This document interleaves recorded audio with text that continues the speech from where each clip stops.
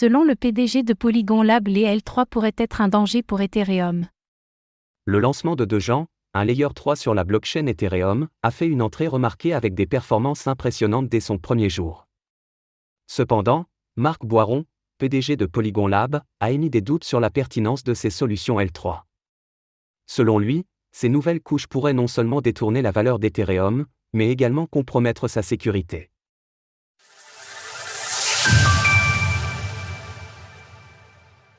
Marc Boiron critique les L3 en réaction au succès de Dogecoin. Dogecoin est une blockchain dédiée au transfert de Dogecoin, un token communautaire échangé par les utilisateurs de Farcaster, un réseau social Web3 fonctionnant sur base. Cette dernière est une deuxième couche d'infrastructure, L2, sur Ethereum, faisant de Dogecoin une blockchain de troisième couche, L3, au-dessus d'Ethereum. Lancé le 28 mars 2024, Dogecoin rencontre un succès immédiat, avec $1 million transférés sur la blockchain et plus de 24 000 utilisateurs actifs dès son premier jour. Elle enregistre également un volume d'échanges dépassant $80 millions au cours des dernières 24 heures. Parallèlement, le cours du token Dogecoin a augmenté de plus de 500%, passant de $0,01 le jour du lancement de la blockchain à $0,05 aujourd'hui. En réaction, Marc Boiron, le PDG de Polygon Lab, l'entreprise derrière la blockchain Polygon, Matic, a partagé dans une publication sur le réseau X son mécontentement concernant la pertinence des Layer 3 sur Ethereum. Je vais dire tout haut ce que tout le monde pense tout bas, les L3 n'existent que pour détourner la valeur d'Ethereum vers les L2 sur lesquels les L3 sont construits.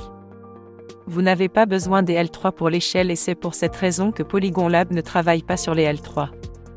Ici, Marc Boiron explique qu'Ethereum n'a pas besoin de L3 pour permettre à la blockchain de supporter une plus grande adoption. Il estime notamment que l'activité des L3 donne de la valeur à l'infrastructure sous-jacente, la blockchain base dans le cas de Dogecoin, mais pas à la blockchain principale, Ethereum. Est-ce que les L2 pourraient suffire à accueillir une adoption de masse ? Selon Marc Boiron, reporter la valeur sur les L2 plutôt que sur Ethereum nuit à sa sécurité et par extension à la sécurité de tout l'écosystème. Dans une réponse à un commentaire, Marc a présenté un scénario extrême où tous les L3 pourraient reposer sur un unique L2, diminuant ainsi l'activité sur Ethereum. Ceci réduirait les frais de transaction perçus par le réseau, affectant par conséquent sa sécurité.